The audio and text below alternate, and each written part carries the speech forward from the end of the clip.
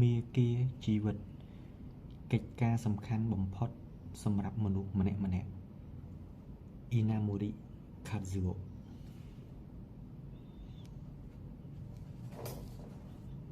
Inamori Kazuo គាត់គឺជាបិតាវិនិយោគមួយដ៏ល្បីនៅប្រទេសជប៉ុនលោកមានស្នាដៃជាច្រើនដូចជាការបង្កើតក្រុមហ៊ុន Kyocera ជាប្រធានក្រុមហ៊ុន JAL ខាងអាកាសចររបស់ប្រទេសជប៉ុន JAL ហើយនឹងក្រុមហ៊ុនជាច្រើនទៀតនៅក្នុងប្រទេសជប៉ុនបាទសិភៅនេះមានឥទ្ធិពលខ្លាំងអញ្ចឹងខ្ញុំសូមអានសិភៅនេះចែកជូនបងប្អូនទាំងអស់គ្នាដើម្បីជាចំណេះដឹងសម្រាប់មាគ៌ាជីវិតរបស់ខ្លួនទៅថ្ងៃខាងមុខបាទដូចនៅក្នុងក្របដែរគេដាក់មាគ៌ាជីវិតកិច្ចការសំខាន់បំផុតសម្រាប់មនុស្សម្នាក់ៗជាសិភៅនិពន្ធដោយ Inamori Kazuo សិភៅនេះប្រែសម្រួលដោយមជ្ឈមណ្ឌលសហប្រតិបត្តិការកម្ពុជាជប៉ុនសហការជាមួយក្រុមហ៊ុន Meho Engineering Inc. កែសម្រួលនិងត្រួតពិនិត្យដោយលោកស្រីប៉ាល់វណ្ណារីរៈលោកបណ្ឌិតខឹមលៀងលោកសៀងនិមលកញ្ញាជួបណាឌីអ្នកស្រីនួនកុសមារចនាក្របដោយលោកភោភត្រា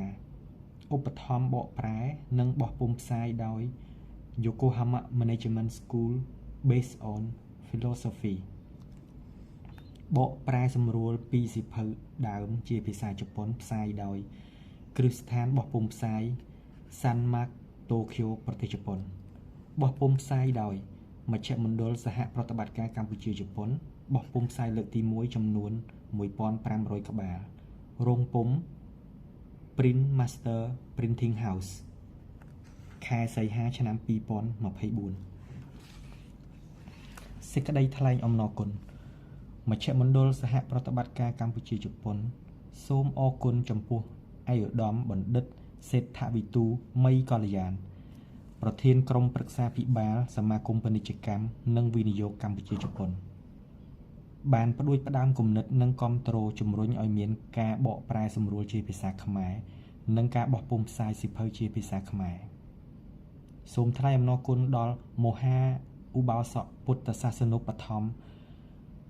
អៀងសុធារាប្រធានសមាគមពាណិជ្ជកម្មនិងវិនិយោគកម្ពុជាជប៉ុនស្ថាបនិករមណីយដ្ឋានភូមិសុខារាវីរមណីយដ្ឋានភូមិរំដួលនិងវិទ្យុផ្កាឈូកចំពោះការផ្ដួចផ្ដើមគំនិតការផ្ដល់អនុសាសន៍លើការបកប្រែសម្រួលនិងគាំទ្រឲ្យមានការបកប្រែសម្រួលជាភាសាខ្មែរនិងការបោះពុម្ពផ្សាយសិភៅជាភាសាខ្មែរសូមថ្លែងអំណរគុណយ៉ាងជ្រាលជ្រៅអស់ពីដួងចិត្តដល់លោក Hamada Suichiro អ្នកសម្របសម្រួលនៃ Yokohama Management School Based on Philosophy ដែលបានខិតខំប្រឹងប្រែងគៀកោមូលនិធិឧបត្ថម្ភព្រមទាំងការជួយជំរុញគាំទ្រឲ្យមានការបកប្រែសម្រួលជាភាសាខ្មែរនិងការបោះពុម្ពផ្សាយសិភៅជាភាសាខ្មែរសូមអរគុណលោក Ikeda Naruo បណ្ណាល័យ Inamori សាជីវកម្ម Kyocera ចំពោះការសម្របសម្រួលនិងគាំទ្រលើកទឹកចិត្តឲ្យមានការបកប្រែសម្រួលជាភាសាខ្មែរនិងការបោះពុម្ពផ្សាយសិភៅជាភាសាខ្មែរសូមថ្លែងអំណរគុណដល់លោកស្រី Kito Kyoko បណ្ណាល័យ Inamori សាជីវកម្ម Kyocera ចំពោះការសម្របសម្រួលនិងការលើកទឹកចិត្តឲ្យមានការបកប្រែសម្រួលជាភាសាខ្មែរនិងការបោះពុម្ពផ្សាយសិភៅជាភាសាខ្មែរសូមអរគុណជាពិសេសដល់លោក Yuge Yasuhiko ទីប្រឹក្សាជាន់ខ្ពស់ផ្នែកអភិវឌ្ឍសេដ្ឋកិច្ចវិស័យឯកជននិងជាអតីតទីប្រឹក្សានៃមជ្ឈមណ្ឌលសហប្រតិបត្តិការកម្ពុជាជប៉ុននិងលោក Masuda Chikahiro ទីប្រឹក្សានៃមជ្ឈមណ្ឌលសហប្រតិបត្តិការកម្ពុជាជប៉ុនដែលបានខ្នះខ្នែងជួយសម្របសម្រួលនិងភ្ជាប់ទំនាក់ទំនងរវាងមជ្ឈមណ្ឌលសហប្រតិបត្តិការកម្ពុជាជប៉ុន ជាមួយបណ្ណាល័យ Inamori សាជីវកម្ម Kyocera Yokohama Management School based on philosophy និងគ្រឹះស្ថានរបស់ពុម្ពផ្សាយ Sanmak ព្រមទាំងផ្ដល់ការគាំទ្រឲ្យមានការបកប្រែសម្រួលជាភាសាខ្មែរនិងការបោះពុម្ពផ្សាយសៀវភៅជាភាសាខ្មែរទន្ទឹមនេះផងដែរមជ្ឈមណ្ឌលយើងខ្ញុំសូមថ្លែងអំណរគុណជាអនេកប្បការដល់បណ្ណាល័យ Inamori សាជីវកម្ម Kyocera ដែលបានគាំទ្រនិងផ្ដល់សិទ្ធិបកប្រែជាភាសាខ្មែរសូមអរគុណគ្រឹះស្ថានបោះពុម្ពផ្សាយ Sanmak ចំពោះការសហការនិងផ្ដល់សិទ្ធិក្នុងការបោះពុម្ពជាភាសាខ្មែរមជ្ឈមណ្ឌលសហប្រតិបត្តិការកម្ពុជាជប៉ុនអារម្មណ៍កថា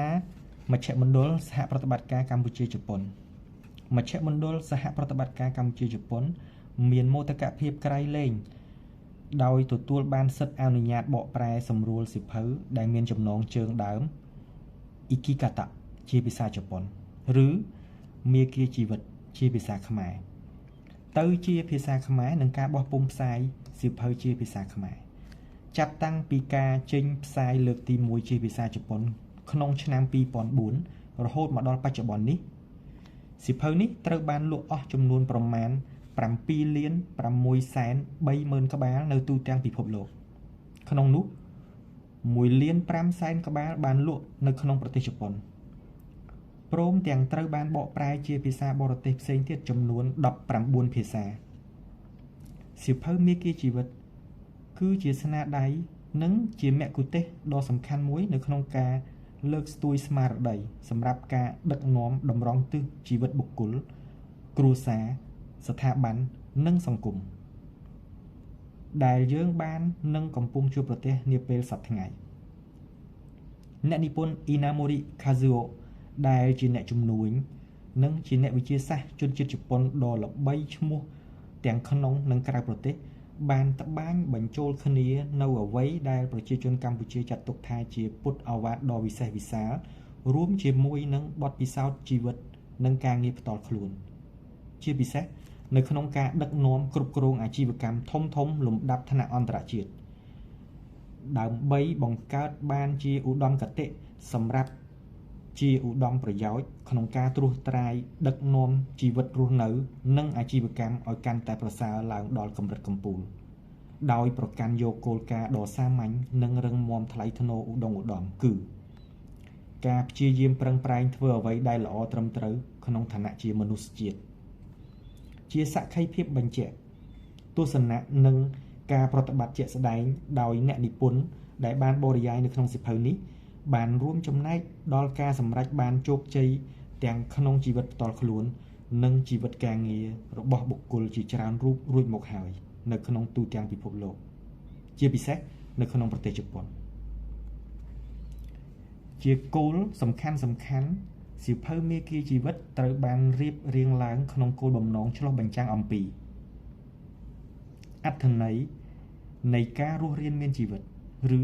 គោលបំណងនៃជីវិតរស់នៅក្នុងនាមជាមនុស្សជាតិដែលត្រូវជួបប្រទះ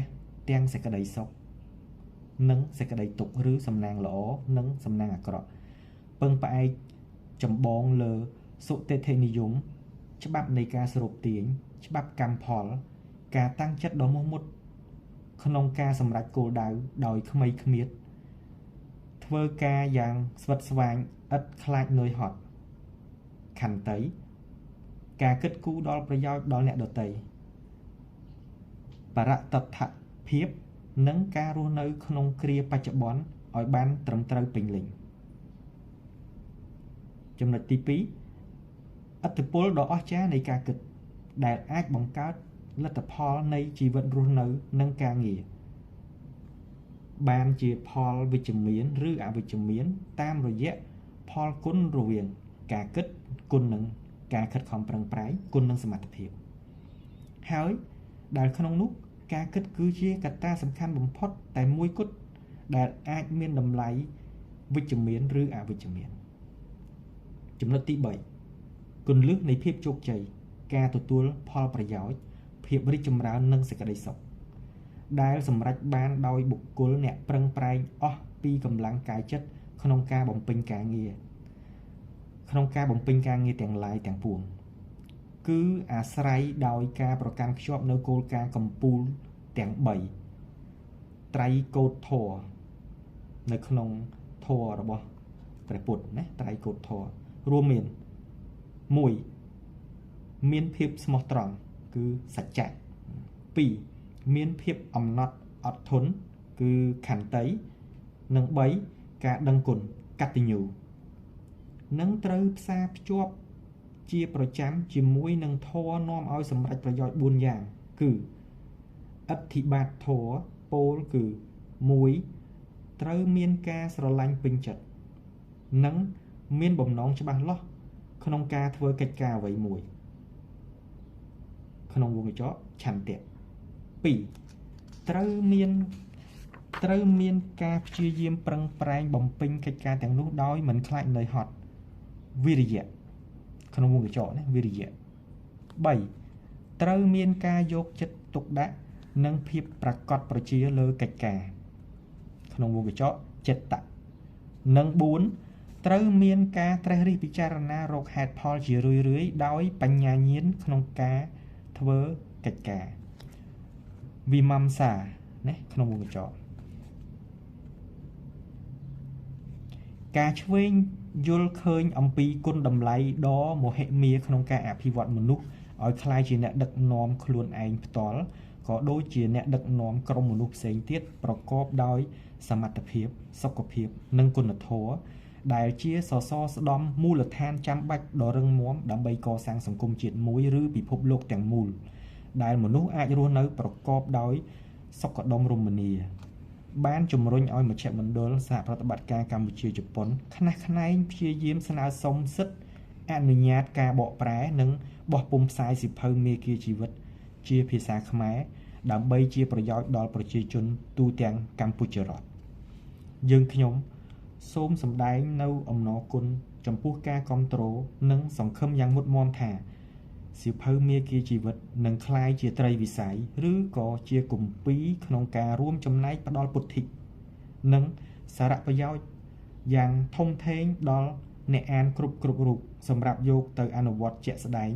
ក្នុងការដឹកនាំជីវិតរស់នៅប្រចាំថ្ងៃផ្ទាល់ខ្លួនការគ្រប់គ្រងដឹកនាំគ្រួសារស្ថាប័នរហូតឈានដល់ប្រទេសជាតិយើងខ្ញុំរីករាយទទួលយកមតិយោបល់ប្រកបដោយអត្ថន័យស្ថាបនាចំពោះកំហុសឆ្គងដោយអចេតនានៅអក្ខរាវិរុទ្ធនិងការជ្រើសរើសប្រើប្រាស់ពាក្យឃ្លាឃ្លោងឬប្រយោគដើម្បីបកប្រែសម្រួលឲ្យមានន័យដូចឬប្រហាក់ប្រហែលគ្នានឹងន័យដើមជាភាសាជប៉ុនលោកបណ្ឌិតខឹមលៀង